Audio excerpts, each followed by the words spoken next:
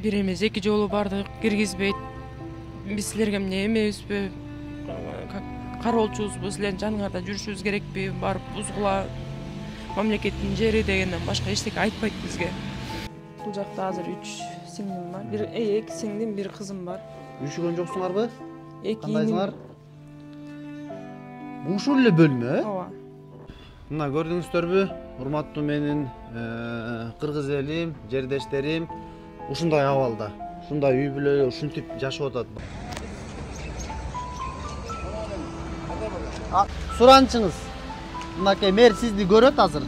Эл көрөт, депутаттар көрөт. Эмнени суранат элеңиз?